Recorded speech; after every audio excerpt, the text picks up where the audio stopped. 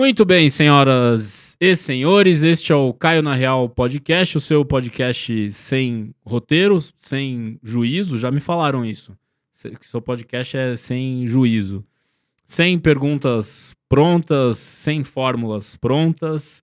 Então mais um episódio muito bacana com vocês, com um convidado ilustre, o nosso Bob Dylan brasileiro. Alguém já falou que você parece com o Bob Dylan ou é uma percepção minha só? Olha, essa acho que é a primeira vez. É a primeira vez? Então vejam uma foto do Bob Dylan e uma foto do GG, que eu acho que parece muito. How many roads? Isso. Você gosta de Bob Dylan? Pô, muito.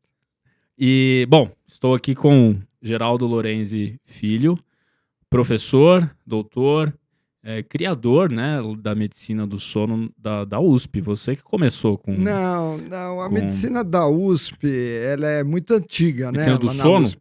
Medicina do sono da USP. Já tinha. Já Tem tinha. uma era pré-GG. Nossa, tem. Lá na psiquiatria, há muito tempo. Muito tempo. Quem que foi da psiquiatria que fundou? Olha, quem começou a polissonografia lá na psiquiatria foi o professor Rubens Reimão. Ah, foi o Dr. Reimão. Dr. Reimão, que é neurologista. E logo depois veio a Estela Tavares, que liderou durante muitos anos. Depois ela foi para o Einstein, hoje ela está no Einstein. E aí, em 1996, eu fui fazer um pós-doutorado na Universidade de Toronto. Tá. Ficava assim impressionado, né? Eu como por que um pneumologista vai estudar sono? E justamente a gente pegava as revistas de pneumologia e muita coisa sobre a apneia do sono. Sim. E a gente não entendia nada lá na disciplina de pneumologia. Eu já tinha feito meu doutorado. Meu doutorado eu fiz com um ilustre Paulo Saldiva. O Saldiva, que fala muito de poluição. Saldiva está no Fantástico, frequentemente.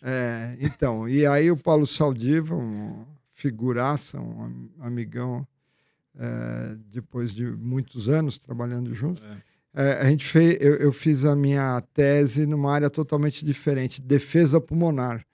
Eu trabalhava clearance mucociliar. Naquela época eu fui para o Canadá, para Edmonton. E aí, depois eu terminei meu doutorado, estava trabalhando no Einstein, na UTI do Einstein, e queria fazer um pós-doc fora. Queria passar um tempo fora, sempre foi meu sonho.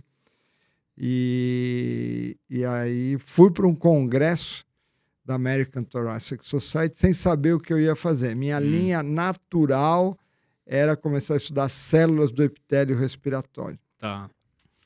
E na Califórnia tinha uns caras bacanas. Califórnia parecia ser um lugar legal. Né?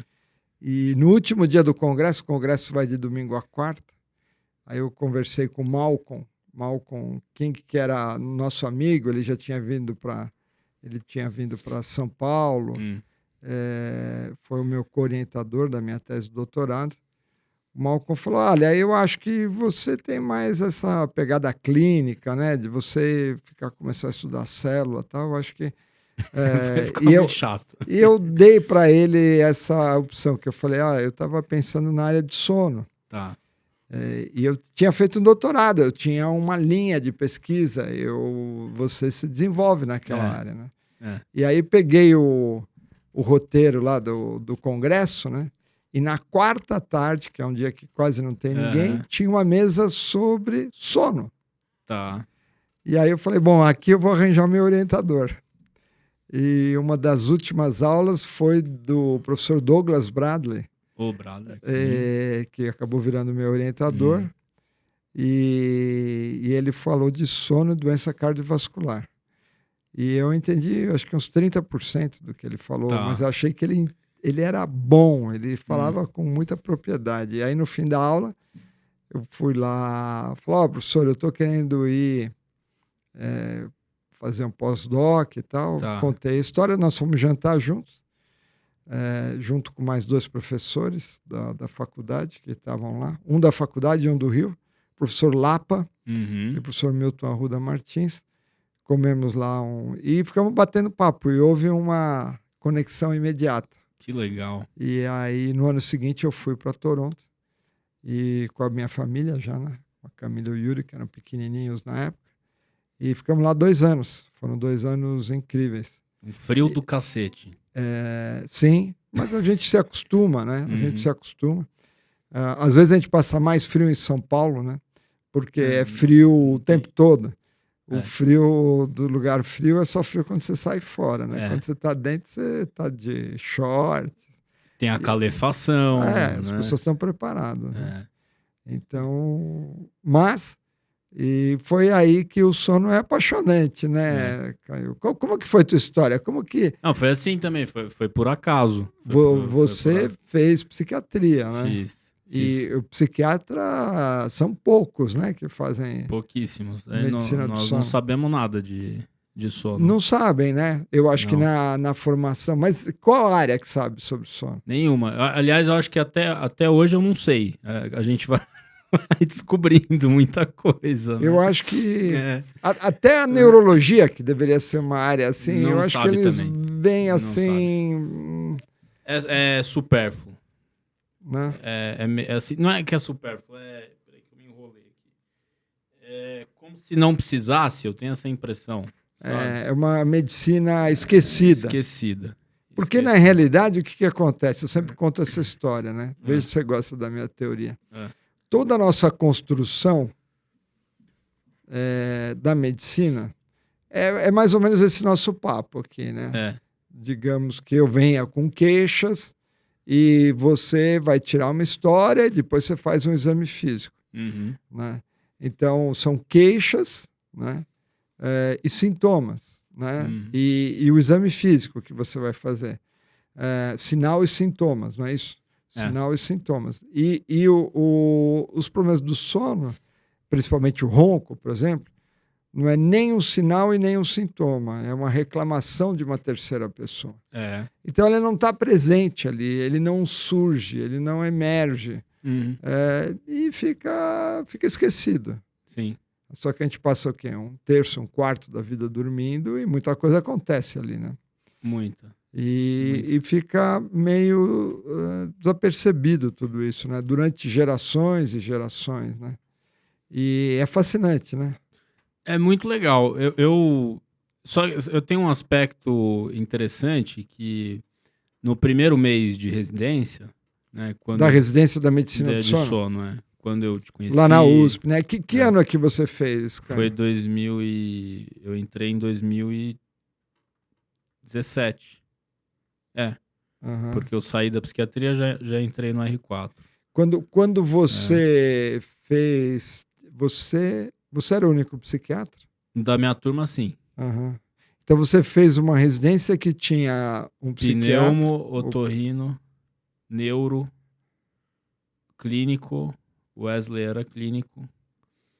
E... eram 6, né?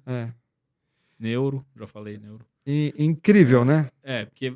Então, aí no primeiro mês, eu já tive uma percepção de que eu deveria ter aprendido o sono antes.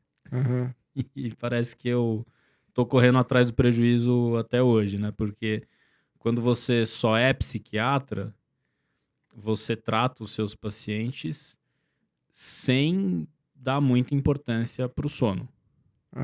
Ou pelo menos você acha que você está dando uma importância. Mas quando você estuda sono, na verdade, não é bem isso, né? Você percebe outras coisas. O pneumologista, o otorrino, quando ele vai estudar mais a fundo o sono, eu acho que eles têm a mesma... Sem dúvida. A gente passa meio percepção. Ao largo, né? A mesma percepção. Mas é interessante que eu também descobri por acaso, porque foi uma preceptora minha. É uma história muito semelhante com a sua em relação aos símbolos e aos elementos, né? Porque foi uma preceptora minha, ou seja, uma pessoa mais velha que eu tinha como referência, que me falou que eu tinha também uma visão mais clínica e que se eu fosse para uma coisa muito específica, não ia ser muito meu perfil. E ela falou, por que você não faz medicina do sono, que é uma coisa multiprofissional, Eu nem sabia que existia. E você também, quando você foi pro jantar, eu acho que você sabia, mas também não... Não, eu estava mais pensando em pesquisa, né? Então... Era uma linha de pesquisa. Eu não imaginava, quer dizer, eu sabia, mas não imaginava o quanto isso tem a ver com a clínica, com a vida da... Não, mais do que isso que você está falando. Porque, por exemplo, se eu estudar asma, eu como pneumologista, eu posso estudar a vida inteira, ser um super especialista, mas eu não tenho a vivência disso se eu não tiver asma. Então eu não tenho a vivência. Agora, quem que não tem alguma vivência sobre sono? Exato. Todo mundo tem o tempo todo. Então a gente está falando de alguma coisa que diz respeito a gente, sempre, o tempo todo. E quem está te ouvindo dorme também. Porque se o sujeito não tiver asma, ele vai falar, legal, tal, conheço alguém que tem asma, mas aquilo não impacta na vida dele, porque não é a vida dele. E quando impacta a nossa vida, a gente fica curioso, né, GG? Muito. Eu lembro que você falou, eu não lembro em que ocasião, se foi live, se foi aula... Mas você falou o seguinte, que são 4 comportamentos, aí você me corrija se eu estiver errado, tá? Mas foi mais ou menos isso que você falou. São 4 comportamentos que regem a nossa espécie humana. Então você tem a reprodução, a alimentação, homeostase, fugir, né? Fuga, sei lá, se defender, seria tudo algo assim, homeostase. E a curiosidade. É isso. Você falou isso, né? Isso. E a gente foi... São 3. Aí a gente foi movido pela curiosidade para chegar... Porque se a gente não fosse se nós não fôssemos pessoas curiosas, a gente não estudaria sono. E aí eu queria que você explicasse um pouco mais sobre essa sua teoria da curiosidade como um motor da existência humana. Não, eu acho que não é a existência humana, não. Eu acho que é a vida como um todo. A vida se manifesta através desses 3 comportamentos, né? Se você imaginar a célula dentro da água, a primeira coisa que aconteceu para formar a célula é uma camada de gordura que divide agora o que é interno, que é a célula, é a vida, e o que é o externo. E você gasta muita energia para manter aquele meio interno relativamente constante. Porque senão as reações químicas não acontecem, o organismo simplesmente não sobrevive. A gente vive numa faixa muito estreita, né, de temperatura, de um monte de coisa, e de umidade, né? Porque nós somos um pedaço do mar que saiu, né? É bem estranho, né? Que nós somos 70% de água, mas a célula é meio aquoso, né? Então, a gente gasta muita energia com essa coisa que a gente chama de homeostasia para manter o meio interno relativamente constante. Isso tem a ver com comida, tem a ver com sono, né? Tem a ver com fugir dos predadores que vão... Se você começa a sangrar, a tua homeostase vai para o brejo. Né? Aí, uma vez que você sobreviveu, a segunda coisa é a reprodução. Porque você vai manter a espécie, né? E o motor que está por trás disso, ele pode estar embutido na homeostase, pode estar embutido na sexualidade, é essa curiosidade de ir atrás de coisas novas, uma comida nova, ou, sei lá, uma nova namorada ou namorado, o que quer que seja, né? Você vai atrás. Mas satisfeito essas 2 coisas, satisfeito a homeostase. Você comeu bem, você está... bem do ponto de vista de estar com um companheiro, o que quer que seja, continua alguma coisa te moendo por dentro. Essa curiosidade que se manifesta de várias formas, né? Curiosidade... O bebê tem isso, né? Ele vai botar o dedo na tomada, por quê? E o cachorro também fica cheirando. Ele quer saber que cachorro que passou por ali. Então, são coisas naturais que todos nós temos, né? Mas tem gente que é mais curiosa do que outra, né? Tem. Eu acho que isso, não sei se tem a ver com essa questão assim, do cérebro, né? Da busca de uma dopamina. Tem gente que é... Uma dopamina boa, né? Porque a gente gasta muito tempo com dopamina ruim também, né? O que seria a dopamina ruim? Sei lá, você fica 5 horas no celular consumindo coisa inútil, né? Você é uma presa fácil, né? Nós somos uma presa fácil. E essa busca por uma nova especialidade, digamos assim, né? Voltando para o nosso tema, É uma coisa muito legal, né? É. Eu acho que você tem razão. Eu acho que as pessoas que fazem sono não se encaixam. Porque, na realidade, o sono é uma coisa estranha. Porque quando você fala de uma especialidade, em geral, você está falando de um afunilamento de conhecimento, né? Uhum. Então, por exemplo, um psiquiatra que se especializa em transtorno do humor, ou se especializa em o que quer que seja. Um otorrino que vai se especializar em ouvido, por exemplo. A especialidade é uma afunila. E a medicina do sono é o contrário, ela é uma supra-especialidade. Porque, na realidade, quando você entra lá, ele abre, porque o sono é um comportamento. E ele diz respeito a todas as especialidades e não só as especialidades. Tanto é que a gente gostaria de relembrar do termo, em vez de medicina do sono, sonologia. Sonologia. Do mesmo jeito que existe nutrologia. O que é? O estudo do sono. Então, qualquer um pode estudar o sono. Você é um economista, você pode estudar como que o sono interfere nas relações. Você é um poeta, você... O que quer que seja. Alguma relação com o sono pode ser encontrada porque ele permeia a nossa vida o tempo todo, né? E é meio fascinante, né? O que significa o sono, né? Muito, demais. Mas você, até 96, você não tinha muito essa ideia? Não, eu comecei... Não, eu estudava outra coisa. Fui para o Canadá e aí no grupo do Bradley a gente estudava sono e doença cardiovascular. Mas eu sempre curioso, né? Na quarta-feira tinha uma reunião com o professor Harvey Moldovsky em outro laboratório, que eu fazia questão de ir nessa reunião clínica. Ele é um psiquiatra que trabalhou muito com fibromialgia. E foi muito legal. E aí você começa a ver outros mundos, né? Outros mundos, saindo um pouco da apneia do sono. Porque você pode ser um especialista em sono e ficar na apneia do sono, que é um mundo grande, distúrbios respiratórios do sono. Mas quando você envereda, né, por outras questões, insônia, por exemplo, é um mundo enorme, né? Distúrbios comportamentais. Parte neurológica, né? Ou neuropsiquiátrica. Que passa por aí, né? E foi muito difícil sair do Brasil e ficar com a família lá, numa nova realidade, num novo país? Olha, tem vários desafios. O primeiro desafio é de você desapegar, né? Com as coisas que você tem aqui. Eu já tinha sido contratado no Hospital das Clínicas, estava trabalhando na UTI do Einstein. Estava bem encaminhado. Estabelecido. Estava bem encaminhado, mas estava infeliz. Em certo sentido, porque eu trabalhava demais. Dava muito plantão e tal.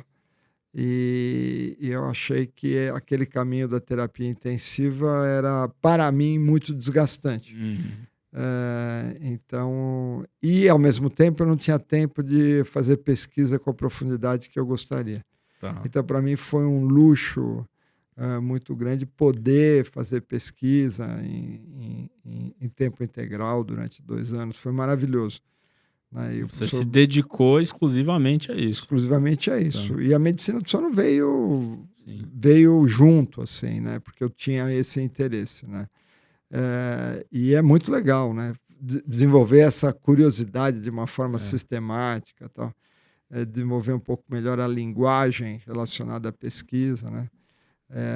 E foi muito legal. A família aceitou bem? A Nasma, minha esposa, é inglesa, né? E ela foi bom ter ido, foi muito legal. É questão de coragem um pouco e é questão da cultura, né? Nós não temos muito essa cultura. Esse é o problema. Então, se você não tem a cultura, aí na volta existem outros desafios, as pessoas se sentem um pouco incomodadas, né? Então não existe aquele espírito de, pô, que legal, você voltou, vem cá. Mas eu não posso reclamar, posso reclamar porque, por exemplo, a gente tem mecanismos, né? A FAPESP consegui, então, verba para montar o laboratório do sono. Eu acho que, no geral, foi muito legal e acho que o país dá muita coisa para a gente, né? Eu não posso reclamar de forma alguma. E quando você voltou com a moral, né? Pô, você estava já um grande pesquisador ali. Eu voltei bastante determinado. Eu acho que não tem muito a ver com o que os outros acham, tem muito a ver com o que você está querendo fazer, e a garra e a determinação. Eu estava muito determinado a montar o laboratório do sono. Você construiu essa ideia lá? Sim. Não, eu já fui com essa ideia, né? Você já foi? Eu já fui. Eu tinha a orientação, né, do professor Paulo Saldiva, o Milton, que você vai e volta e monta um negócio aqui. Já foi com essa missão, então. Já fui com essa missão interna minha, né? De fazer isso. E deu certo, né?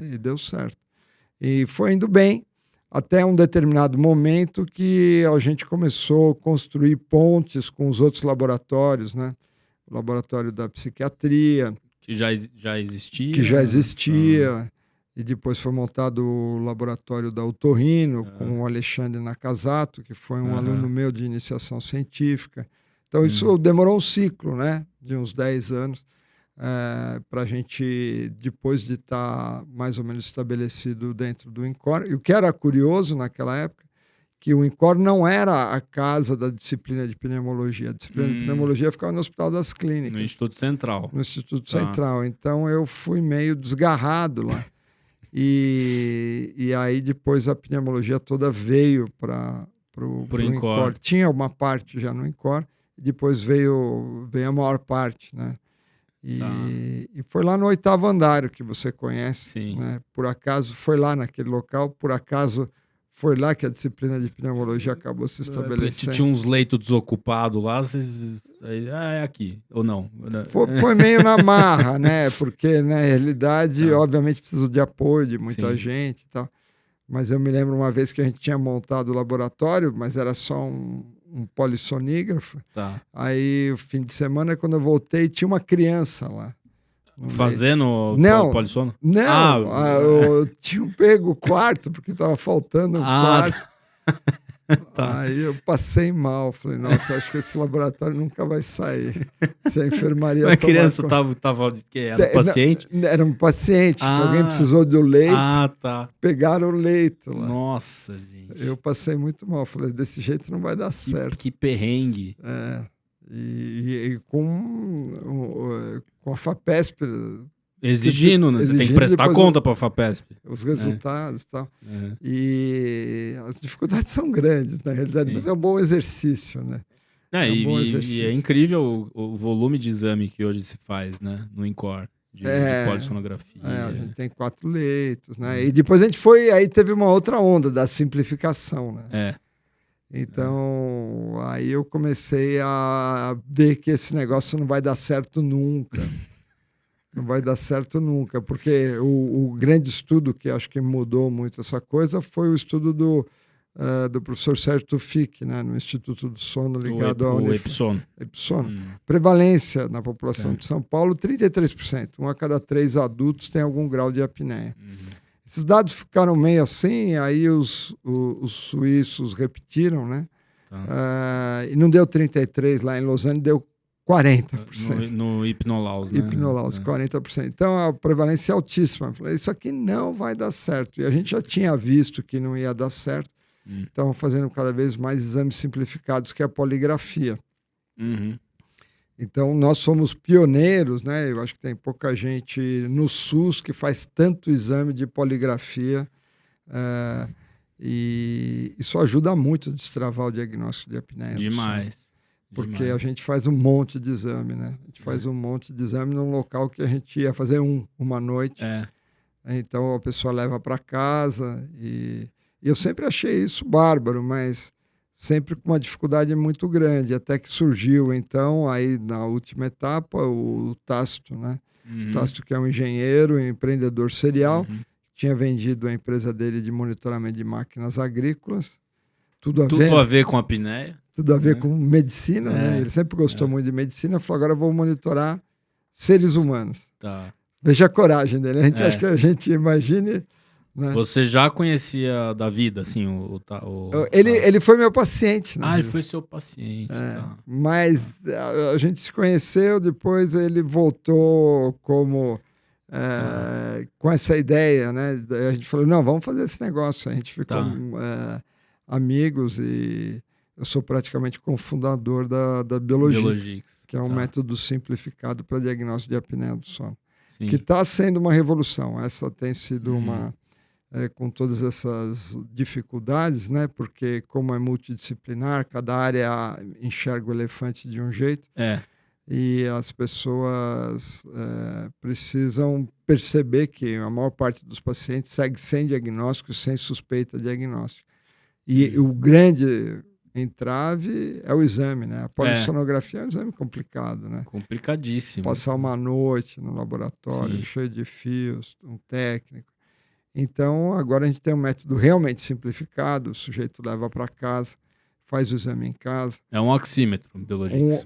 Ele iniciou com um oxímetro de alta resolução, mas ele tem dentro um actímetro, ele mede movimento, e depois no celular capta som, capta ronco. Essa é uma outra coisa, né? Que o sujeito passa no laboratório de sono e pergunta pela primeira coisa que ele pergunta, doutor, eu ronquei? E a gente não mede direito o ronco, né? Não tem nenhum canal assim que se fala assim, a altura do ronco. É estranho isso, né? Por causa das dificuldades tecnológicas. E aí o Biologics, então, ele mede também o ronco. E agora está inferindo também se a pessoa está acordada ou dormindo pelo movimento e por uma inteligência artificial. Legal. Então, a gente já tem um polígrafo. É só que você leva para casa, a gente tem umas parcerias incríveis, né, com os médicos, porque o modelo é que o médico ele vende o exame para o paciente dele. No sentido que está na clínica, ele já entrega, ele leva para casa, devolve o dia seguinte. E a gente está começando, né, a ponta do iceberg de modelos para destravar o diagnóstico de apneia do sono. Entendi. E recentemente eu vi uma... Eu não vi a live, a aula inteira, mas o Jorge Pinheiro foi fazer uma live com o Rogério... E a Andrea. E aí o tema, a pergunta é, será que é o fim da polissonografia? Uma pergunta meio provocante. O que você acha? Não, eu acho que não, né? Veja, o cinema nunca acabou, né? Apesar de a gente poder assistir o filme no celular, as coisas se complementam. A gente tem essa visão assim antagônica, mas na realidade eu acho que a gente precisa destravar o problema do diagnóstico da apneia do sono. E acho que esse é o medo. Na realidade, as coisas se complementam. E a polissonografia não vai terminar. Talvez mude os métodos, né? É legal porque o Biologics você pode, por exemplo, deixar noites consecutivas, né? Até para você comparar. Essa é uma diferença enorme, né? Essa é uma diferença enorme, porque a gente sabe que muita gente tem uma variabilidade grande. Né? Então, e a polissono não dá conta disso, né? Isso aconteceu quando eu cheguei do Canadá, foi em 1998, me convidaram para uma tese que foi da Lia Bittencourt. Lia Bittencourt, que é super conhecida na Escola Paulista, né, na Unifesp. E ela fez várias noites consecutivas e viu uma variabilidade da polissonografia enorme. Falei, nossa, isso vai chacoalhar a medicina do sono. Né? Ninguém... Todo mundo fingiu que não era com ele. Ela publicou numa revista internacional. Foi com poli tipo 1. Tipo 1. Ela fez 4 noites consecutivas. E aí deu uma variabilidade absurda. Imagine o trabalho que ela teve. Nossa Senhora. E deu uma variabilidade. Muitos mudavam de classificação, de grau de apneia. Olha só. E aí eu falei, nossa, isso vai ser uma bomba atômica. Não, ninguém... Porque não dá para mudar. O que você vai fazer lá? Vai fazer o quê, né? Você vai falar, então agora você vai fazer 3 noites a polissonografia? Aí vai onerar o sistema. Não, você não consegue. Você não está conseguindo resolver nem com uma. Imagine com 3. Isso é mais um dado, né, de que a polissonografia foi uma construção super importante para a apneia do sono, né? Eu acho que a polissonografia para outras situações, mesmo apneia mais graves, mas a gente vai ter que se reinventar. Mas isso é a vida, né? A gente está sempre se reinventando, sempre se modificando. A ciência é assim, né? E é uma área nova, se você for comparar com as outras áreas da medicina, a sonologia, ela é muito nova, né? Muito nova, né? Apesar de a gente dormir há muito tempo, a gente nova. não se dedicava, talvez por causa das dificuldades tecnológicas de registrar isso. Então, eu acho que talvez tem gente já trabalhando, né, com registros de eletroencefalo ligados ao celular, coisa assim. Aí a gente segue avançando, né? As coisas vão mudando, os próprios diagnósticos vão mudando, porque tudo depende do olhar, né? Eu gosto muito da frase de um lama, chama Lama Padma-Santen. Tá. Ele é um professor de física. Não sei se eu já te falei do Lama. Agora não estou lembrado. Tá. Ele é um professor de física que gostava aí da história da física quântica, dessa questão de que quando você vai olhar a coisa se modifica.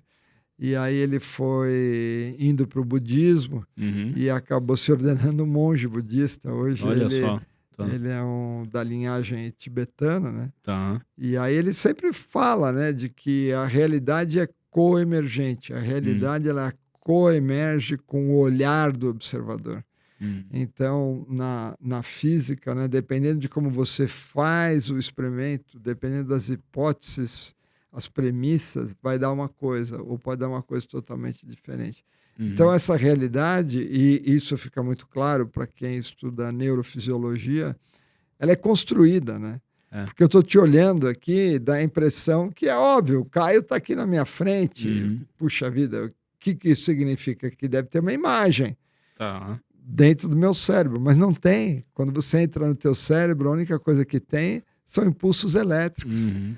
Então, são imagens construídas e comparadas com alguma coisa que eu já tenho, que é só que esse processo é tão intrínseco da nossa mente que a gente não consegue enxergar. É impossível a gente enxergar isso.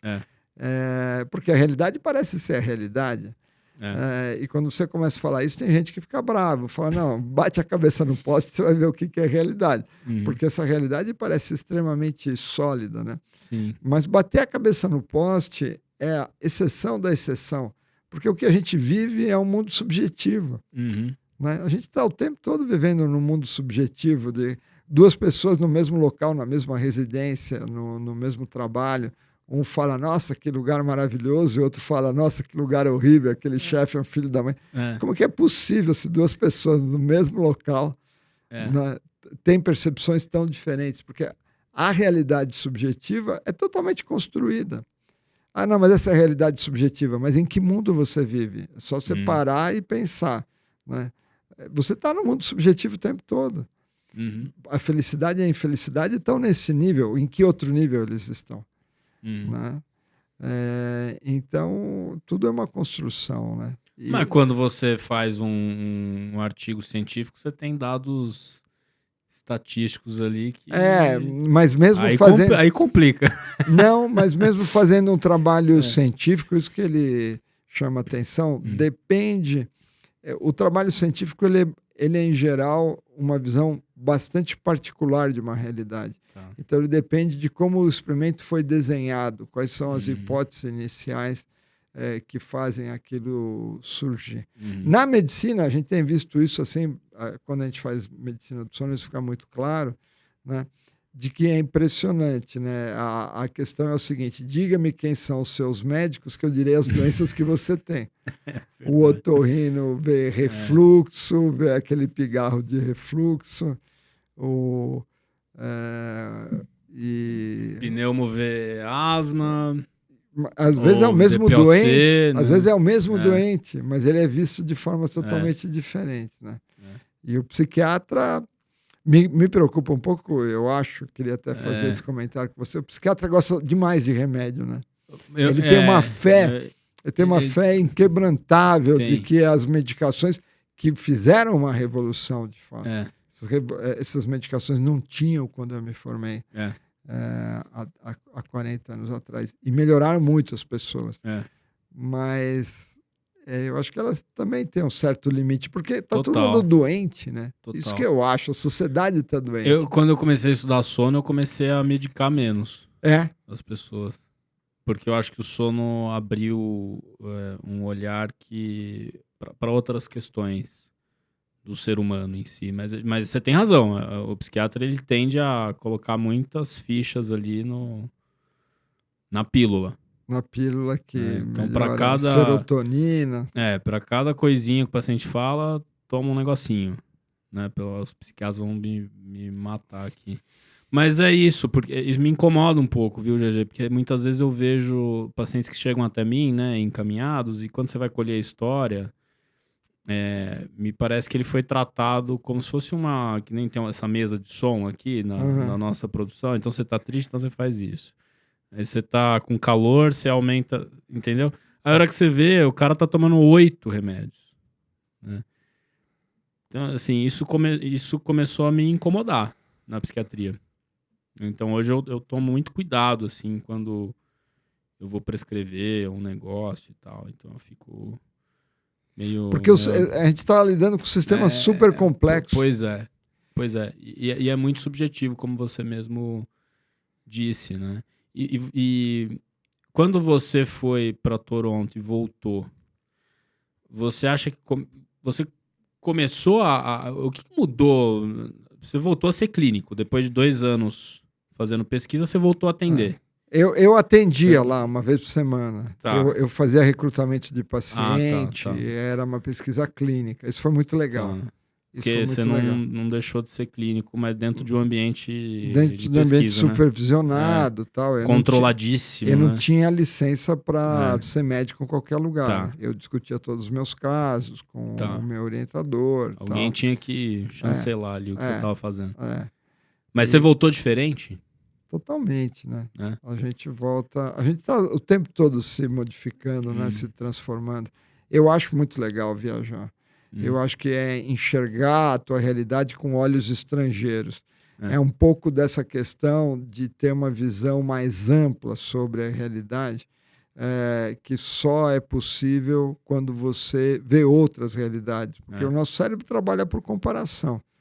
E quando você está muito imerso numa sociedade, num sistema, é muito difícil dizer para o peixe que o problema dele é aquela água. Porque aquela água é tudo que existe. Né? Os elementos, tem muitos elementos positivos e muitos elementos tóxicos em todas as sociedades.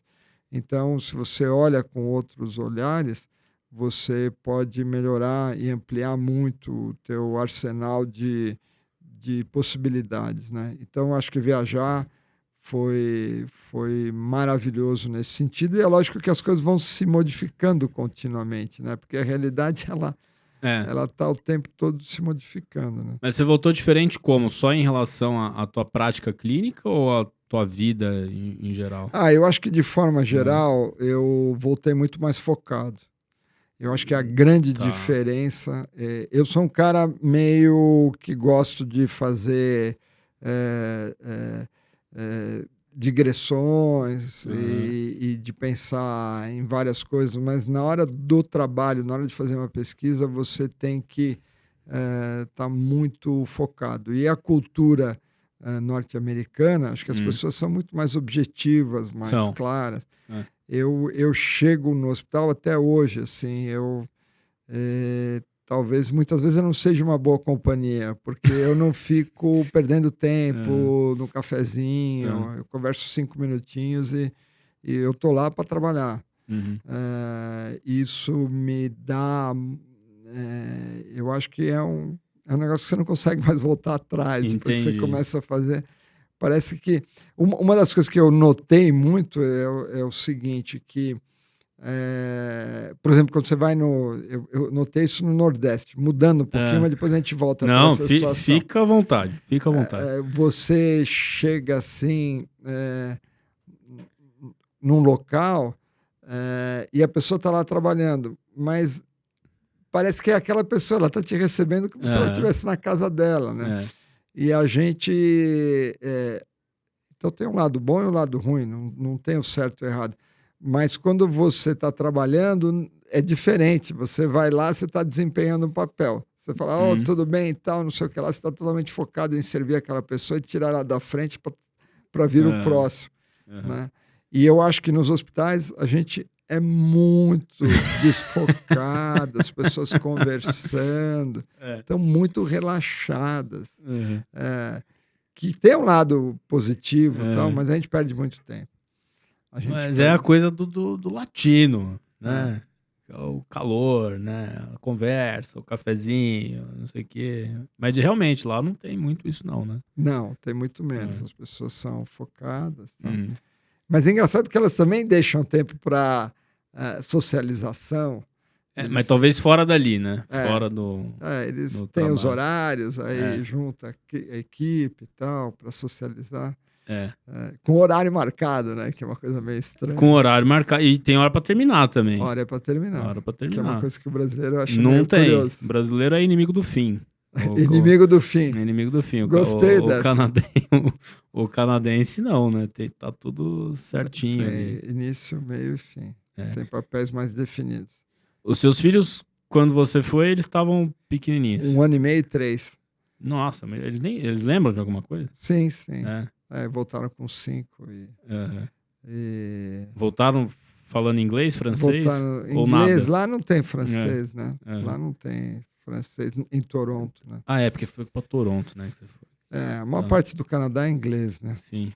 E foi muito legal, foi muito bom. Eu aconselho para todo mundo dar uma viajada. É difícil, né? Porque a gente fica com medo por causa da volta e assim. A gente se preocupa com dinheiro, com os empregos, né? Que a gente, o médico brasileiro ele tem 450 mil vínculos, né? Sim. Que é uma coisa que o europeu e o canadense ou o americano não tem. Não. Em geral, eles trabalham num local e pronto. Ou 2. E você foi para lá, quantos vínculos você tinha aqui? Aqui eu tinha uns 3, pelo menos, né? Porque Einstein. o Einstein, eu tinha o Hospital das Clínicas, tinha o Hospital São José do Brás, onde eu trabalhava também, fazia ainda pesquisa, né?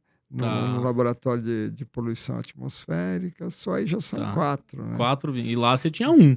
Lá eu tinha 1. E sobrava tempo para fazer as coisas que você curte, fora da medicina, lá no Canadá? Então, eu tive uma certa dificuldade. Porque eu era tão obsessivo que eu gostava de ficar mais no laboratório e tal. Mas sim, né? Eu acho que eu tive muito mais tempo com a minha família do que eu tinha aqui, né? Sempre poderia ter sido melhor, né? O que você gosta de fazer além de ser médico? Hoje, o meu objetivo principal é buscar um caminho espiritual. Olha só. De longe. Eu acho que a gente é uma coisa que me incomoda o tempo todo. Depois de uma certa idade, isso fica muito mais evidente, né? Eu já estou com... É estranho, né? Porque você fala assim, esse cara tá velho, aí você senta e... tá jovem. Mas isso passa muito rápido, né? E depois de uma certa idade, você começa a ver todas as pessoas que foram seus ídolos, as pessoas assim que construíram coisas incríveis, todas passam pelo mesmo processo. Não, o processo que eu digo é de envelhecimento, adoecimento e morte. Sim. Né? Isso vem muito da visão budista, né? Que nós estamos entre 4 rios, né? O nascimento, do outro lado a morte, e cercado pelo adoecimento e degenerescência, né? Dos órgãos e sistemas e assim por diante. Então a gente tem muito pouco tempo e a gente começa a perguntar, o que eu estou fazendo aqui? Será que eu vou fazer mais do mesmo? Será que eu vou trabalhar mais? Tudo bem, legal, eu estou bem, minha vida está bem e tal, mas será que existe um significado que transcenda tudo isso? Então é isso que você está buscando hoje. É isso que eu estou buscando e existem muitos métodos para isso, muitos métodos.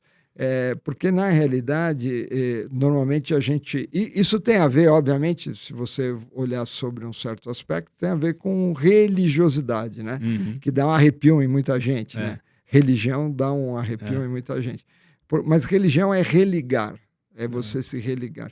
Então, na realidade, eu acho que não existe conflito nenhum com a ciência, porque, na realidade, a ciência é uma curiosidade voltada para o mundo externo, certo? Como as coisas funcionam. Imagine a nossa capacidade de pegar uma cachoeira que sai água e você olha para ali e fala assim, tem energia aqui.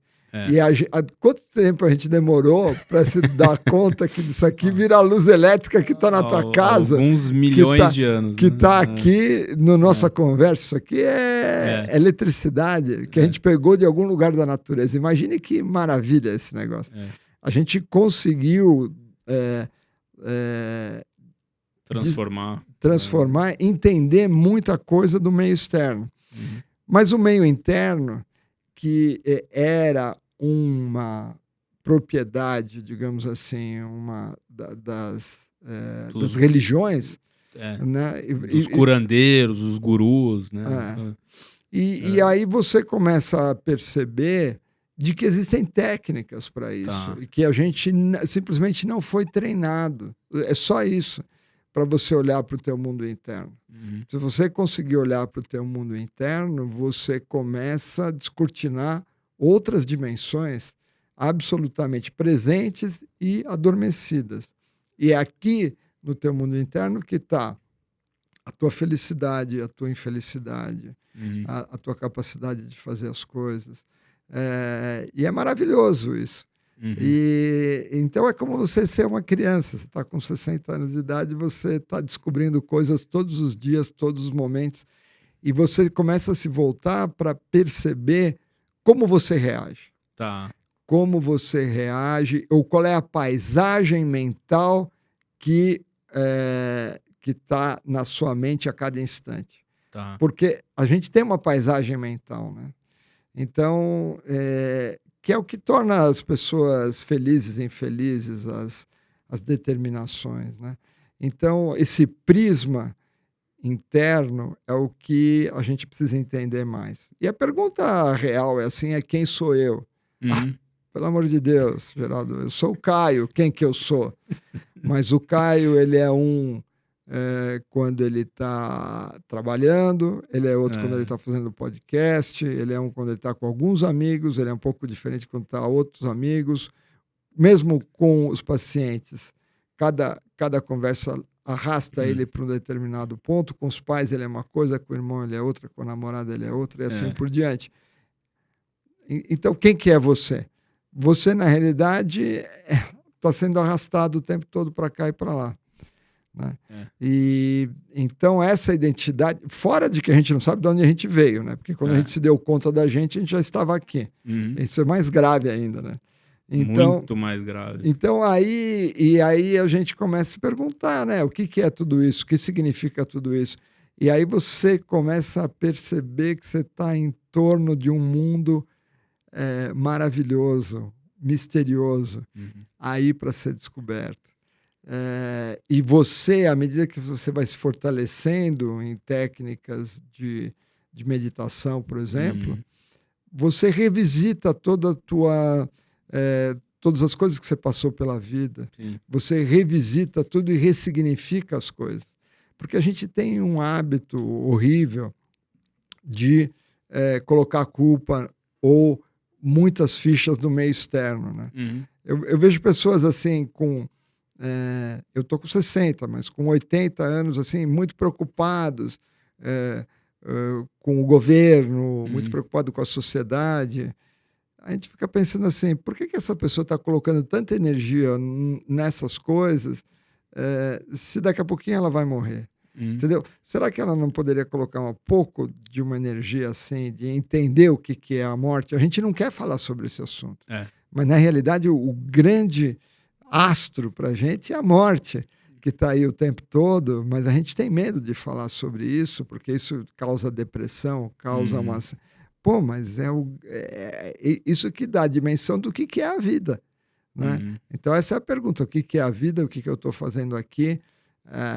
E essas perguntas são maravilhosas. E aí você tem exercitado a sua espiritualidade ficando em silêncio? Meditação.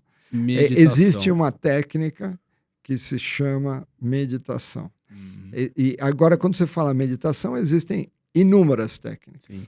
Inúmeras técnicas. Universo enorme. Um universo enorme. Mas o que eu acho interessante, minha última teoria, as minhas teorias vão mudando, a gente sabe, né, os níveis de consciência que a gente tem. Né? A gente tem a consciência da vigília, que parece que é tudo o que existe. Né? A gente está conversando, você recebe uma informação, processa, troca com o mundo que está em torno de você e faz uma coerência, tem um sentido.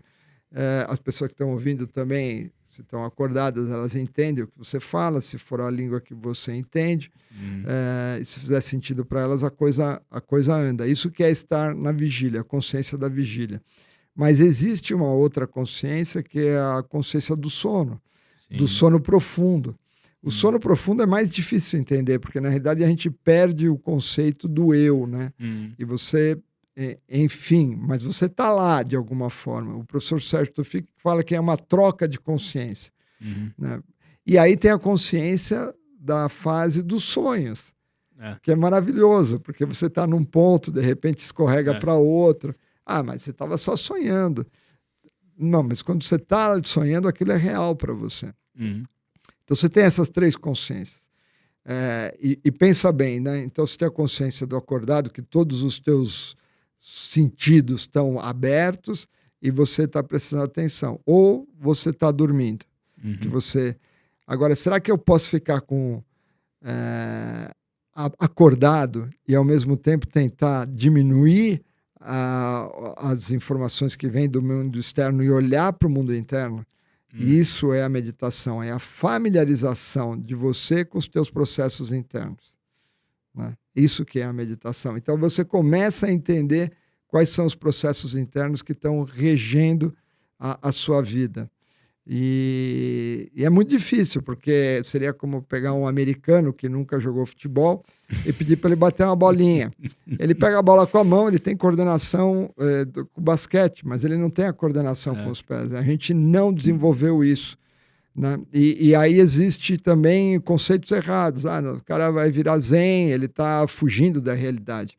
Muito pelo contrário, você está indo de encontro ao olho do dragão. É lógico que tem gente que faz meditação e fica assim meio anestesiado, tal, mas as práticas mais saudáveis são práticas que você medita e você atua também. Você tem a meditação e a ação. Ação no mundo real. Você não foge do mundo real.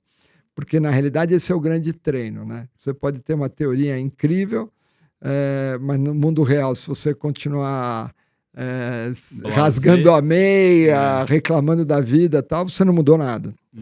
Então, a medida do que você mudou tem a ver com a medida que teu mundo está mudando em torno de você. Então, se tua vida não está boa de alguma forma, é porque você ainda não encontrou. E a vida fica boa e fica ruim, o que interessa é como a gente lida com isso, né? Esse interesse não veio de ontem, né, GG? Como é que você entrou em contato com isso? E esse negócio é daquela tal da curiosidade. Eu acho que vem... Eu me lembro que quando eu era muito jovem, a gente ficava pensando assim, né?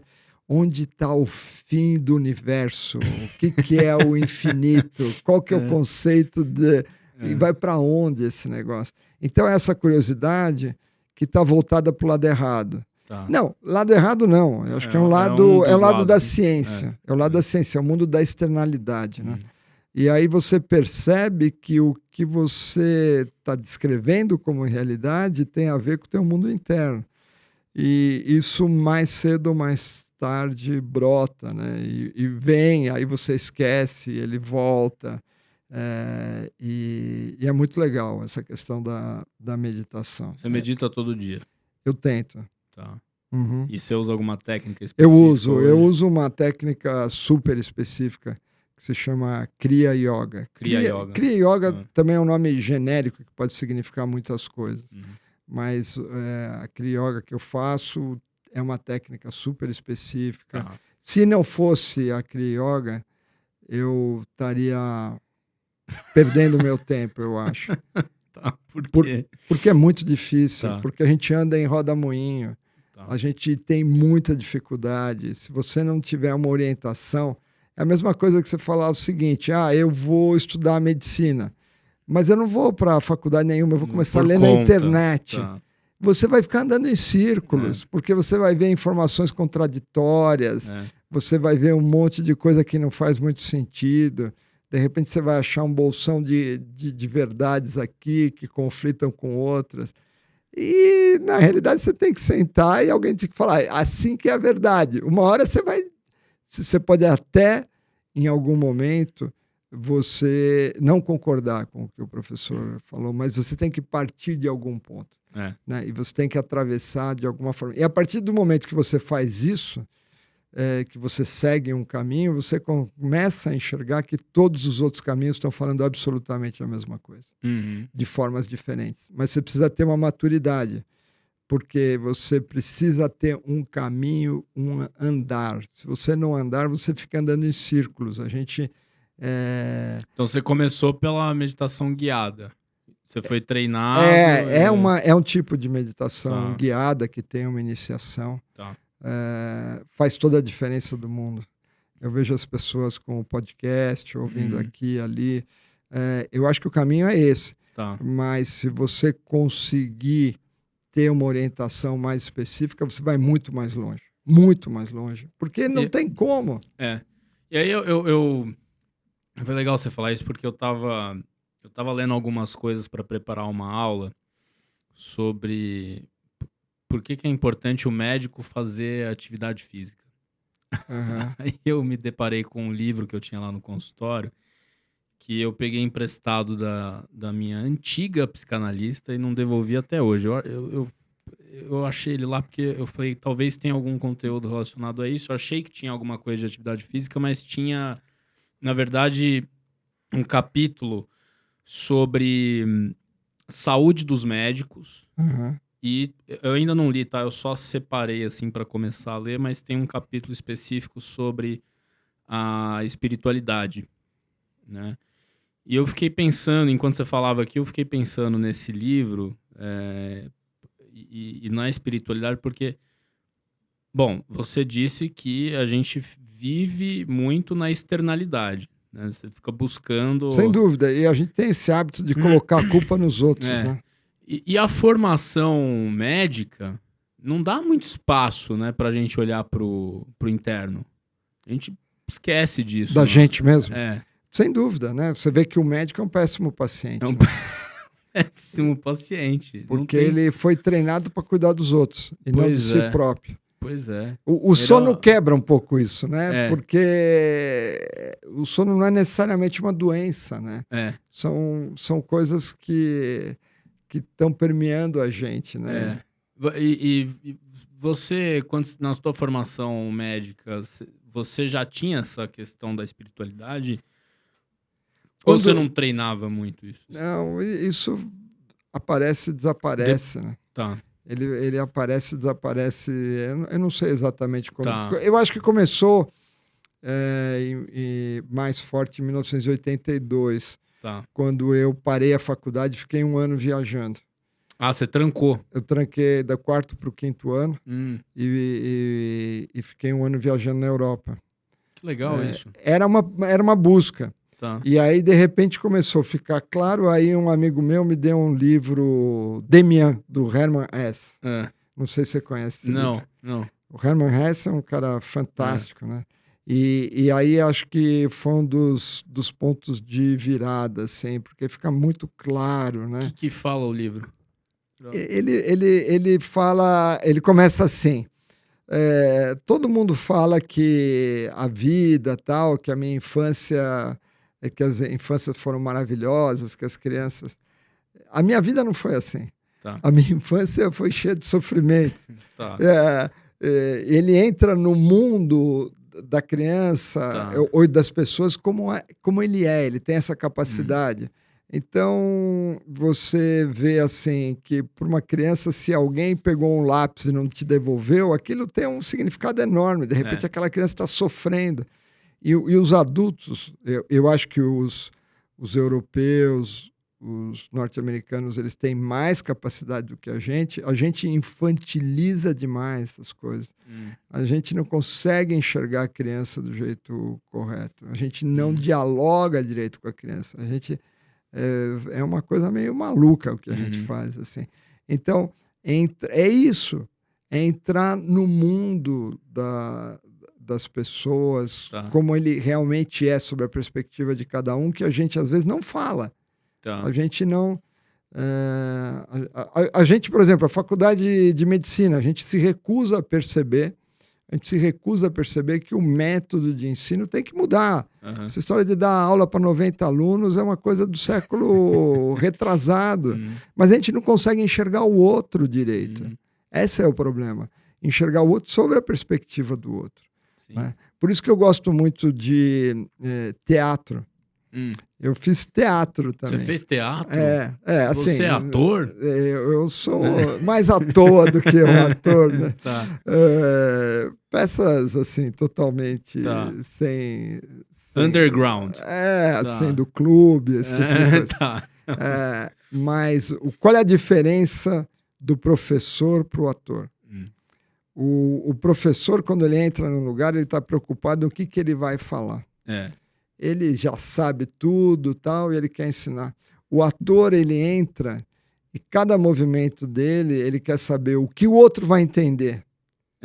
Ele quer passar uma mensagem, então você vai ter que passar essa mensagem. Paga o diretor e fala, não, você vai ter que virar um pouquinho assim, porque senão está dando a entender outra coisa. O que você quer passar para o público? Então, é isso, né? É o olhar do público, é o olhar do outro. Você acha que um bom professor é um bom ator? Com certeza. Por que quer dizer um bom ator? No sentido de alguém que entende o outro. No sentido de alguém que está preocupado com o outro, né? Esse pode ser um bom pai, uma boa mãe, né? Um bom amigo. Mas não necessariamente, né? Porque as pessoas chegam com o copo cheio, falando. Então, o que você vai ouvir se você já sabe de tudo, né? É engraçado que quando eu era criança, eu me lembro isso muito bem, né? O meu pai tinha uma clínica ali na Zona Leste e na frente era o consultório e a gente passava por ali e a gente era pequeno e as crianças tal, não sei o que lá. A coisa que mais me chamava a atenção, como os adultos sabiam tudo. Os adultos sabiam tudo. Então, eles eram pessoas não muito interessantes, porque eles sabiam tudo da vida. E eu não me convencia de que o que eles sabiam era realmente tudo. Né? Então, é isso. O cientista tem isso, né? O cientista tem essa inquietação de querer. Então, basta você virar essa coisa e falar assim, agora eu sou o cientista do meu mundo interno. E aí fica maravilhoso, porque cada coisa que está acontecendo na vida...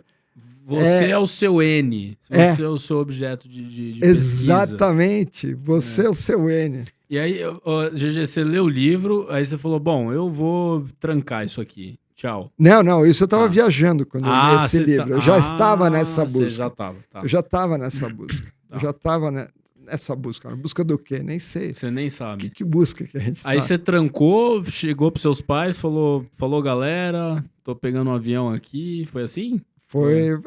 Meus pais foram muito legais, né? Deixar... Naquela você época, você imagina, anos? 22. Naquela época não existia comunicação, né? Não tinha, você comprava a passagem de avião, tinha aqueles puta bilhete, né? E não tinha. Você ia e ficava semanas sem falar. Mandava uma carta. Para ligar era caríssimo. Você foi para onde na Europa? Eu fui para a França. Depois comecei a viajar na França, fui para a Itália. Tinha um grupo e foi muita gente da Faculdade de Medicina naquele ano. Mas cada um para um lado. Quer dizer, muita gente foi para Trieste. Porque tinha lá o Basaglia, que ele abriu os hospitais psiquiátricos. Foi na época da luta antimanicomial. Esses caras, muitos foram para lá. Mas eu não, eu fiz uma viagem um pouco diferente. Eu passei por Trieste também. Mas a minha viagem foi sozinha. Foi dura, não foi fácil. Todo mundo falou, nossa, você se divertiu muito. Você ficou França, Itália, aí você França, Itália, fui para Grécia, depois aí fui trabalhar na França, né? Vendia sorvete na praia. Você vendeu sorvete na Riviera Francesa? Não era bem na Riviera, um pouquinho mais em Sète, que era perto. Depois eu virei professor de windsurf. Não, é sério isso? Eu já fazia windsurf, acabei virando professor de windsurf. Você deu aula em windsurf de windsurf na França? Na França. Olha só que revelação. Tá. E depois aí a viagem continuou e eu tinha um projeto que nunca se realizou. Era porque aí você começa a conhecer esse pessoal mais maluco, né? De fazer um segundo ano de viagem por terra até a Índia. Nossa, você vê que eu caminhada. Não, ou caminhada, trem, o que fosse. E indo para lá, né?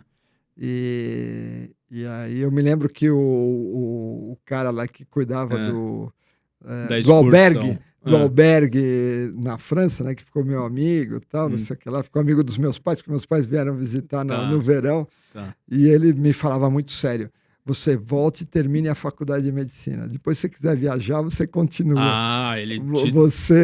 Você volta. Volta e termina a tua faculdade. Depois você faz o que você quiser. Foi no 4º ano, GG, que você foi? Do 4º pro 5º. E que doideira é isso? Porque nessa época não tinha União Europeia, cada lugar era uma moeda, era... cada lugar era uma moeda, mas era muito tranquilo, né? Passar de um país para outro, não tinha dificuldade nenhuma. Naquela época se falava muito no Brasil, né? Dos militares. Sim. Né? Tava no regime ainda, né? No regime se falava muito dessa coisa e tal, né? Mas você falava o quê lá? Inglês? Não, eu falava a língua, eu falava francês, né? Aprendi francês meio na marra. Italiano. Eu nunca aprendi alemão, e aí o resto era inglês. O resto era inglês. Qual foi a experiência mais incrível que você teve aí nessa época? Nesse ano aí de peregrinação? Foram muitas, né? Foram muitas, mas foi engraçado, né? É um pouco dessa visão do Demian, assim, muito sofrimento, porque eu tinha essa coisa de viajar com pouquíssimo dinheiro. Eu tinha essa coisa assim de, às vezes, ficar na rua, sentir aquela coisa assim. Eu fiquei, acho que, 6 meses com $300. Era uma coisa assim. Meu pai do céu. Bom, mas vamos corrigir aqui, se bem né? que isso era outros tempos. Mas, assim, era muito pouco dinheiro. Viajando e tal. Eu queria esse desafio, assim, de sair do teu ponto de... Zona de conforto. Sair da tua zona de conforto. Que doideira isso. Vendeu sorvete, professor de windsurf, mais algum emprego, assim? Não, emprego não. Depois eu tinha dinheiro, aí eu fui viajar. Aí fui viajar. Você já fazia windsurf aqui? Eu fazia windsurf aqui. Muito graças a meu irmão, que é um super esportista, ele me puxava para isso. E eu já fazia windsurf, e aí surgiu essa questão. Sim. Surgiu essa questão de que faltou o professor que ia lá, eu já conhecia no albergue. Eu falei, não, eu faço. E eu acabei virando professor, ganhei o salário mínimo francês lá. Que era um belíssimo salário. Né? França muito generosa, né, com a sua população do ponto de vista social. Foi muito legal. Foi muito legal. A coisa mais incrível que aconteceu dessa viagem, que na volta, né, eu conheci um casal de franceses, e aí eu tinha sido recebido em inúmeros locais, né? Eu andava de carona, os caras me convidavam para ficar na casa de um, de outro e tal, não sei o que lá. E aí eles vieram para São Paulo, eu falei, não, vocês vêm lá na casa dos meus pais, tá? E meus pais estavam querendo receber bem qualquer um que viesse, como simbolicamente. Sim. E aí eles falaram, não, nós temos um casal de amigos que estão buscando adotar uma brasileira. E aí meus pais conheciam, e a Rafaela é uma moça que já casou, tem filhos e tal, que um pouco dessa história, né? Graças à minha mãe. Que depois foram histórias que aconteceram. Os seus pais... o seu pai faleceu recentemente, né? Com 92 anos e meio. Ele era uma figuraça. Eu tô com a impressão aqui que eles eram uns pais muito bacanas, né? Pra te deixar assim... um ano fora de casa? Imagine, eu acho que... E depois meu irmão foi também. Teu irmão foi, né, em seguida. Meu irmão... Teu irmão é médico também? Ele é médico. Ele duplicou as apostas, né? Porque ele ficou voltou... 2 anos. Não, ele voltou de veleiro. Ele voltou de veleiro. Ele voltou de veleiro, um veleiro que não tinha nem comunicação, tal. Ele voltou da Europa pro... Quando ele voltou, assim, ele parecia o Tom Cruise, o náufrago. Uma barba enorme. Teu irmão é pneumo também? Não, ele é cirurgião. Teu irmão é cirurgião. E o teu pai era pneumo? Não, meu pai era médico. Teu pai era tudologista. Médico, quando existia médico, né? Ele era cirurgião clínico, pediatra. Ele disse que 90% da vida dele foi fazendo psiquiatria. Mas por que ele falava isso? Porque as pessoas são complicadas, elas... Sim. Você, a tua escolha pela medicina foi muito por causa do teu pai ou não tem nada a ver? Com certeza, né? Quando eu me lembro muito bem, né? Eu estava no ginásio e uma vez me deu um clique, eu falei assim, eu vou ser advogado. Eu gosto desse negócio, eu gosto de falar, eu quero ajudar as pessoas, tá? E meu pai Defensoria pública. Muito espertamente falou assim, não, ser advogado é ótimo. Só que você sabe que o advogado defende não a causa certa, ele defende quem paga ele. E eu demorei muito tempo para acreditar que aquilo pudesse ser verdade. Que o advogado, dependendo, lógico, se você for um juiz, a situação não é exatamente essa. Mas, e aí ele então jogou um banho de água fria. Você desistiu. Ele já cortou pela raiz, entendeu? Entendi. E aí a gente não sabia o que fazer, eu falei, acho que eu vou ser médico, né? Teu irmão é mais velho ou mais novo? Ele é um ano mais novo, 11 meses. Aí os dois foram inspirados... No Geraldo Lorenzi pai? Não tinha muita opção, né? Meu pai tinha...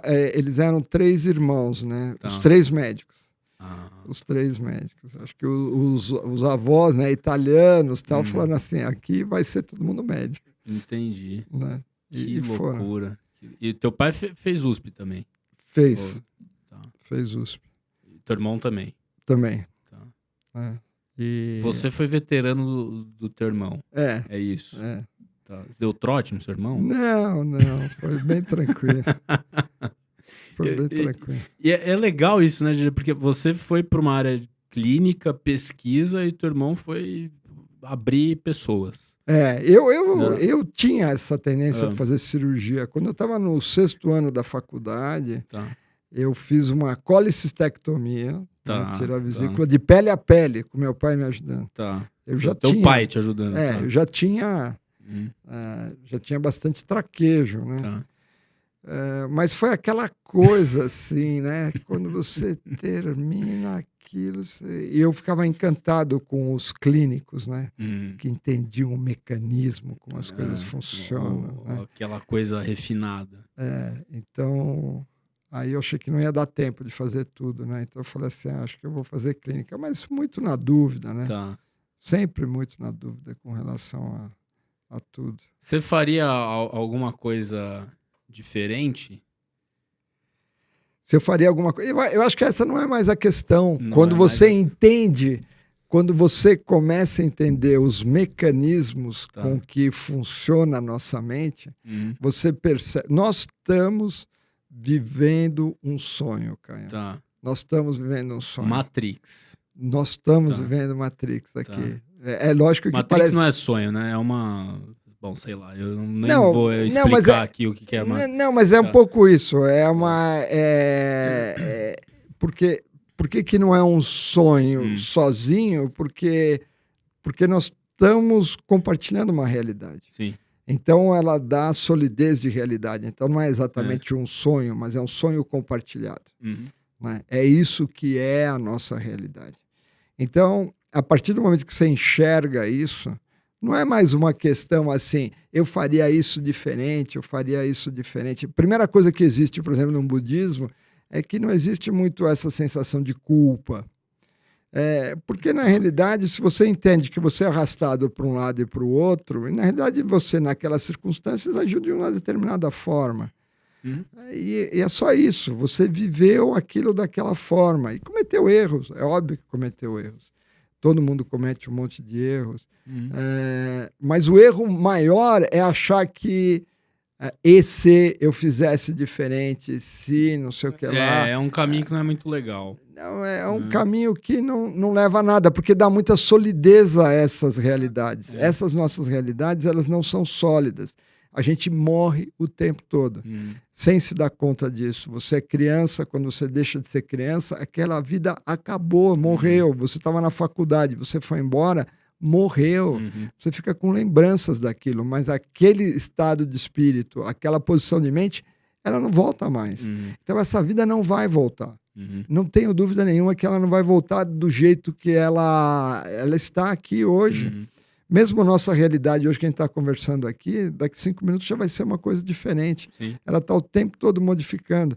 Então, eu tive uma vida boa, tive uma vida ruim, nossa, foi muito legal. Não! A pergunta é assim, aqui, agora, o que a gente aprende para as próximas etapas? Porque tem uma morte te esperando ali na esquina. E essa não vai te dar trégua. Então, vamos para frente, vamos olhar o que dá para entender sobre isso aqui, né? Sobre essa coisa.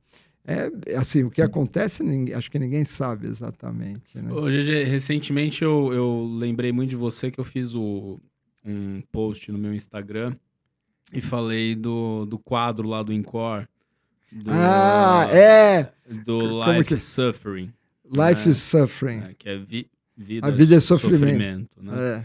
E aí que eu ganhei de uma aluna, né?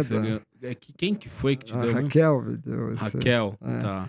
Porque eu sempre falava, tal, aí ela me deu um quadro. E você sempre falava que a vida é sofrimento por quê?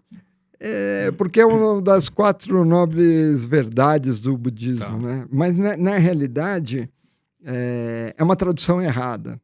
Primeiro que cria um desconforto com essa história de que a vida é sofrimento. Puta cara chato. No mundo ocidental, você é visto como um chato, né? Mas na realidade eu acho que talvez seja uma tradução errada e a gente tenha que ressignificar esse negócio. O que ele está dizendo é o seguinte, quem resumiu isso foi minha avó, no alto dos 85 anos, ela falou o seguinte: não existe felicidade aqui na Terra. O que a gente tem são momentos felizes. Migalhas de felicidade. Boa. Nossa, aí você foi mais... Foi você que falou isso. Não, foi a Tereza. A Tereza, que foi da minha turma, da residência. Tereza Quiroga. Sim. Quiroga. Sim. Acho que é sobrenome. Se eu errei o seu sobrenome... Mas Tereza... Ela viu, voltando, né, pro post lá que eu fiz no Instagram... Ela comentou lá, como diria o GG, a vida é feita de migalhas de felicidade. Eu acho que foi você que falou. Migalhas de felicidade. Ou foi sua avó? Não, minha avó falou isso. A vida é feita de momentos felizes. Momentos felizes. Momentos felizes. Tá. Então, se você quiser entender o que isso significa, aí você vai entender da impermanência das coisas. Mesmo que você esteja num negócio super feliz, tal, não sei o que lá, ele vira. Ele vira. Se você se apegar nas coisas erradas. O grande problema é que a gente achar que a vida é isso. Então eu vejo isso, as pessoas fazendo, né? Minha vida eu fiz isso de bom, que legal, minha vida foi boa. Foi um sonho. Presta atenção, foi um sonho. Aprende o que foi realmente. Na realidade, foram momentos que foram passando para cá e para lá, e a gente dá muita solidez à nossa vida, né? Olha no universo, nós estamos aqui num átimo de tempo, tal. Nós temos um universo imenso. Então, a gente pode ser muito menos infeliz se a gente perceber que, na realidade, a gente está botando as nossas fichas da felicidade nessa narrativa que é a vida. Que a gente foi arrastado aqui, né? Que você me puxou, falou de uma coisa, de outra, tal. Eu fiz isso, o GG fez um monte de coisa. Não, mas não é isso. É assim, qual é a tua posição da mente em cada um desses instantes e como você enxergou isso. E como aquilo te modificou. Então, o grande desafio é você se modificar. Porque nós estamos todos contaminados. Segundo o budismo, nós somos doentes como uma sociedade como um todo. Nós enxergamos as coisas erradas, a gente toma como permanente as coisas que são impermanentes, a gente procura a felicidade onde ela não existe, e a gente está perdido, e a gente enxerga as coisas de forma errada, e a gente sofre à toa. A gente não sofre porque a gente precisa sofrer.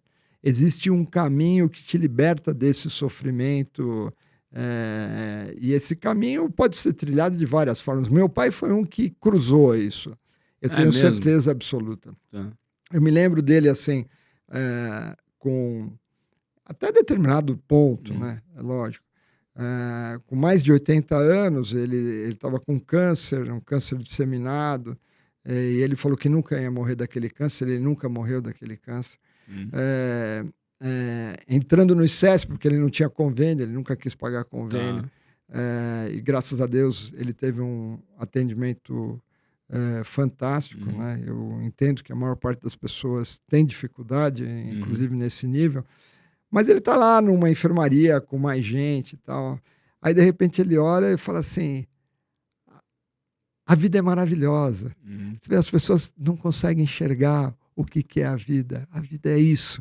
E você vê um brilho nos olhos dele. Ele tinha enxergado alguma coisa transcendente, né? E é muito raro, eu acho, a gente ver pessoas com algum grau de lucidez quando estão doentes. E ele, como era médico, tal, parece que ele crescia na adversidade. Ele se sentia bem no hospital. Ele falava assim: aqui... o pau comendo e ele lá... Ele estava bem. E isso é uma visão muito das pessoas muito espiritualizadas. Elas transcendem o problema do corpo. Elas enxergam que existe muito mais mistério em torno delas.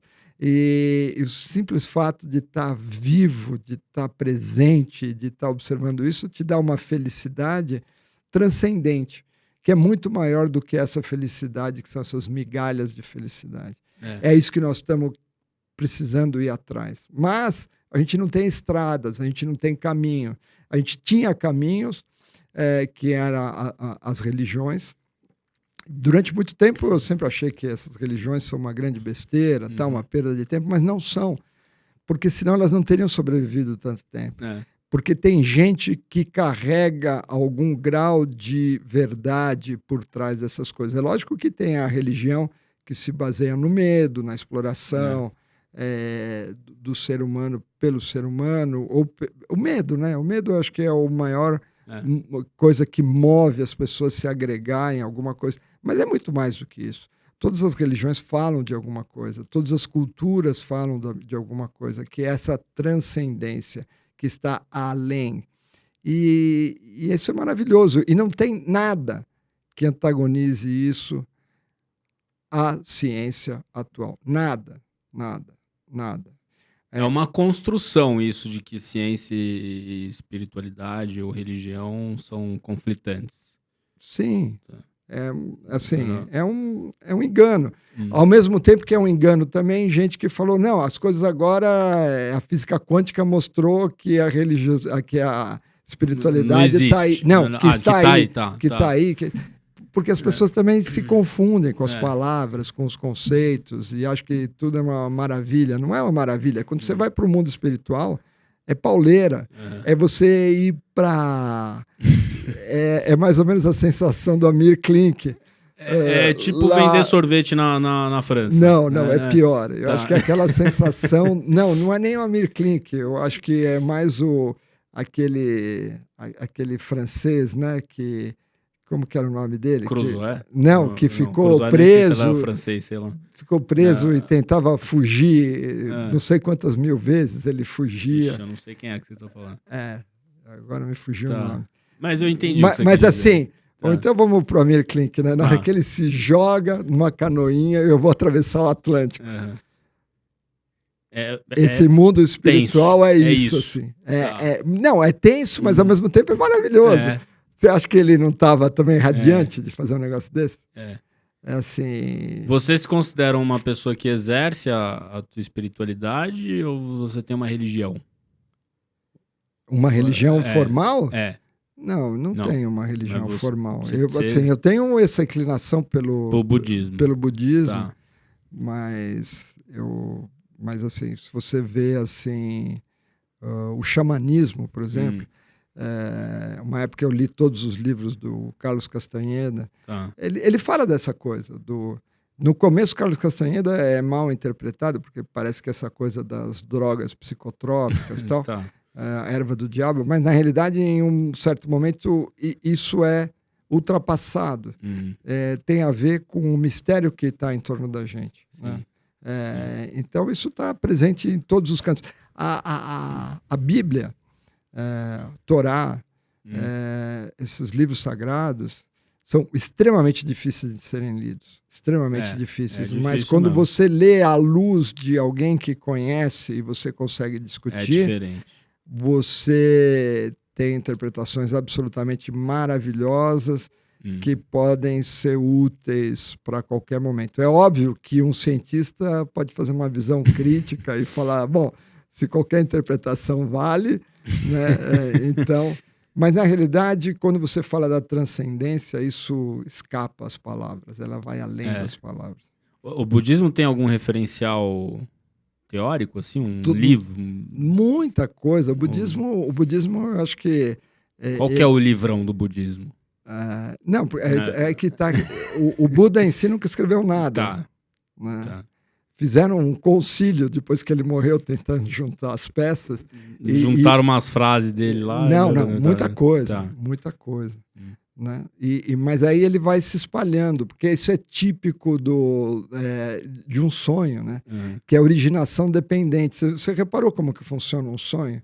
Reparou como que funciona a tua vida? Você vai para um lugar, aí dali surgem outras opções, você tem outras... E você vai andando, você não sabe nem por que você está andando. E na mente humana, coletivamente, o que aconteceu foi isso, né? Então você tem o Zen budismo que vai para uma linha, você vai para outra que vai... Eu tive uma imagem muito clara do que isso significa. Então, estou falando só do budismo, né? Mas você pode falar de qualquer coisa transcendental, é exatamente isso que acontece. Eu estava com a minha filha, a gente estava na represa e a gente viu a lua nascendo. Tá. Foi uma coisa maravilhosa. A lua cheia. Foi assim um susto. Pá! De repente aquela lua enorme.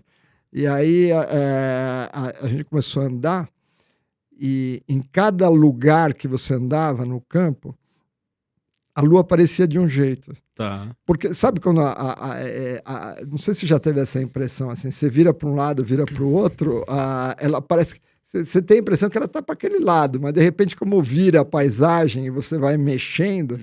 De repente ela está virada para outro lado. De repente ela está de um jeito, de repente ela está do outro.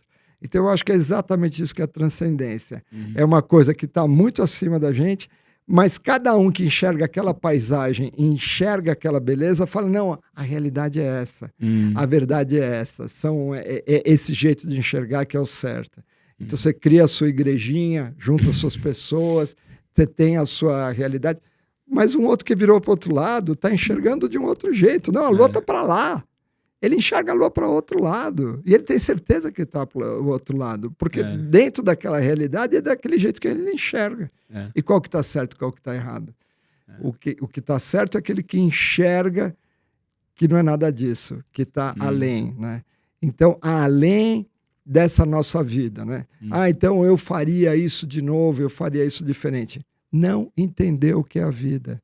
O que é a vida é perceber que isso foram movimentos que aconteceram e que você foi arrastado para cá e para lá e que você tem que entender que você pode transcender isso e aspirar uma verdade, uma alegria, uma plenitude muito maior que não dependa desses movimentos da mente. E se, né? E se eu fizesse? Nossa, a gente fica sofrendo. Né? É por isso que tem insônia. Nossa, insônia. Já pensou? Aí você... Caio, mas você tá me arrastando, né? Porque a gente saiu do... Não tem problema. A gente saiu do sono, assim. Mas é o quarto estado de consciência. Essa era a intenção. Quarto estado de consciência, né? A gente tem acordado, tem o sono com sonhos, o sono sem sonhos e a meditação. Você está acordado e ao mesmo tempo está olhando para dentro de você. Pá! Você tem um grande sonho? Um grande sonho? É. Bom, quando todo bom budista é atingir a iluminação, né? E como é que é que é a iluminação? É entender as coisas como elas são. Tá. Né? Entender as coisas como elas são. Você consegue transcender essa visão pragmática e distorcida da realidade. Tá. Você enxerga a realidade como ela é. Tá. Né? E é uma realidade transcendente aqui e agora. Está acontecendo aqui. Você acha que você vai conseguir? Nessa vida? Nessa vida? Eu só tenho assim, uma boa hipótese, uns 20 anos. Não, pô, pouco. Mais. 60. Mais. 30 anos. Tá. Eu vou tentar. Tá. Outro dia estavam perguntando assim, lá na minha casa, né? O que você botaria quando você for enterrado e tal? Você põe no seu túmulo. Eu quero que escreva assim, esse cara tentou. Esse cara tentou. Na sua lápide? Sinceramente. Ele tentou sinceramente. Não foi porque na realidade a gente vive o sonho a gente vive assim, o canto da sereia, né? Porque é mentira que o mundo é ruim. O mundo é muito bom. Muita coisa acontece, a gente se diverte e tal, não sei o que lá. Mas é uma base pouco sólida. E a gente está perdendo a única coisa que a gente tem, sabe o que é? Tempo. A gente está perdendo tempo. Porque daqui a pouco passou mais 20 anos, aí você já não tem mais aquela energia. Não tem... Você se divertiu, você fez coisas, ficou rico, ficou pobre, teve um monte de experiências, né? Mas você está perdendo tempo. Isso aqui é o canto da sereia. Mas, ao mesmo tempo, a gente tem que viver essa vida. Isso é muito curioso. Eu não entendo isso totalmente. Um dia acho que você vai entender. Quem sabe eu entenda também. Não sei. A gente falou muito aqui dessa visão mais transcendental. Para a gente finalizar, quais são os seus próximos... Você já fez tanta coisa, né? Quais são os seus próximos passos, assim, dentro da medicina? O meu sonho mesmo, eu acho que assim... É colocar a Biologix na rua. Tá. Eu acho que existe uma mentira. É uma mentira dizer que a medicina está ficando mais cara por causa da tecnologia. Isso é uma mentira. Eu, vivendo dentro da Biologix, eu sei que, por exemplo, você fala, não, o tomógrafo custa não sei quantos milhões de dólares. O remédio novo custa não sei... Isso é um construto. Essas pessoas estão ganhando dinheiro. Porque, na realidade, é uma visão estreita de cada um. Porque nós todos somos assim. Nós todos queremos o bom e do melhor. Nós queremos mais. Então, é uma mentira de que a medicina é cara e é uma mentira que a gente precisa de muito para ser feliz. Do mesmo forma, seria uma outra forma de enxergar. Então, o que a gente pode contribuir é com forma simples, com a tecnologia. A tecnologia tem que estar a nosso favor. A tecnologia facilitando uma vida melhor, uma saúde melhor. Né? Porque só a visão oriental não foi suficiente. Né? Tá. Eles têm problemas. Eles têm muitos problemas. Eu acho que esses problemas seria um outro história para conversar. Mas eu acho que a ciência traz uma democratização dos conhecimentos que no mundo oriental isso é meio... Eu acho que é fechado, né? Meio fechado nessa história de guru, que eu acho que tem vantagens e tem desvantagens muito grandes. Né? A ciência, sabe qual é o guru da ciência? É a verdade. Essa que deveria ser o guru de todos nós, é a verdade. A verdade, ela ilumina. Né? Então, ela destrói o ego. E à medida que você coloca o guru de uma forma mal colocada, ele pode ser facilmente... Vem o orgulho espiritual de que eu tenho o meu melhor guru, e aí uma igrejinha em relação polariza, né? Polariza. Exatamente. Então, eu acho que essa questão da gente, através da tecnologia, facilitar a vida das pessoas. E dentro da medicina, essa história de que a tecnologia torna tudo muito caro é mentira. Demorei muito tempo para perceber. É mentira. É mentira que esses remédios novos custam tão caro. É mentira. É mentira. Isso é um construto. A indústria farmacêutica bota o preço que eles querem. O preço do tomógrafo, do novo aparelho, eles colocam o preço porque não tem concorrente. Essa que é a verdade. Eles vão colocando o preço cada vez mais para cima. E as pessoas colocam muita fé exatamente em tudo isso. As coisas têm que ser vistas de uma forma clara e tranquila. E a gente vai ver que a gente pode viver de uma forma feliz. Veja assim, por que a gente está guerreando hoje em dia? As pessoas mentem. As pessoas mentem de um lado, do outro, e vão construindo castelos. Isso são todas mentiras. A gente não precisa guerrear, a gente não precisa de armas. Por que a gente fabrica arma? Se parar de fabricar arma, acabou. Vamos dar soco um no outro quando está bravo e acabou. Não faz o mínimo sentido. Não faz o mínimo sentido tudo isso. A gente não precisa ser infeliz. A gente sofre de bobeira. E mesmo as pessoas que estão por cima, elas capotam, elas morrem e não funciona para ninguém. Não está funcionando para ninguém todo esse método de antagonização, de briga. É tão claro na minha cabeça. Então, se de alguma forma eu pudesse contribuir através, por exemplo, da Biologix, isso está andando de qualquer forma, mas eu acho que a gente poderia construir alguma coisa melhor, né? É tudo um sonho, né, na realidade, porque vai ser difícil mudar tudo isso. Que legal. Olha, foi uma delícia, viu? Nossa, nós demos uma bela desviada, hein? Você me convidou para falar sobre sono. Não, eu te convidei para você estar aqui. Eu acho que foi uma psicanálise aqui. Pode ser. A gente reviu um pouquinho da minha vida. Eu fiquei ainda mais um pouquinho curioso sobre as tuas histórias. Acho que um dia eu vou voltar aqui para te entrevistar. A gente inverte. Eu vou sentar aí. Isso. Aí você faz o podcast do GG. Eu tava pensando em fazer. E a gente inverte. Mas eu te chamei para você estar aqui. Se a gente ia falar sobre sono ou não, isso não tava na pauta. Parabéns pelo teu trabalho. Obrigado. Eu sei que você é um cara assim, trabalhador. Obrigado. Uma das coisas que sempre me chamou a atenção no Caio, e eu acho que vem muito da estirpe do pessoal que vem do ABC, né?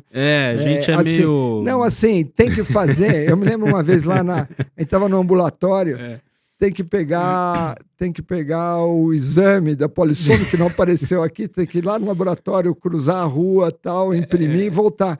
O Caio falou assim, tá bom. Levantou e foi fazer. Não reclamou, não falou nada. Lá no ABC a gente tinha que atravessar a cidade, né? São Bernardo, Santo André, é por isso que a gente é meio assim, encherido, entendeu? Não, fantástico. E assim, todo esse trabalho que você está fazendo agora, a gente vê que você está construindo uma carreira e construindo sonhos, né? Sim. É muito legal. E para mim foi um prazer enorme estar aqui com você. Que legal. E tá vendo aí as coisas acontecerem, né? Que delícia. Caio na real. É bom ter você aqui, porque você é um cara que me inspira muito, viu? Em muita coisa, assim, você sempre me chama muita atenção. E é muito legal ter você aqui em outros contextos também. Com certeza nós vamos manter muito contato ainda. Legal. Tá bom? Pessoal, se você gostou do papo com esse cara aqui, Geraldo Lorenzi Filho, curta o nosso canal, compartilhe com os seus colegas. Vai estar no YouTube, viu, GG? No Spotify. E aí, quando ficar pronto aqui os links, você me manda o link. Eu te mando, tá? Mas foi uma delícia. Foi uma delícia. Eu me sinto saindo de uma terapia. Que bom, que bom. Um abraço, viu? Um abração. Obrigado, pessoal. Um abraço.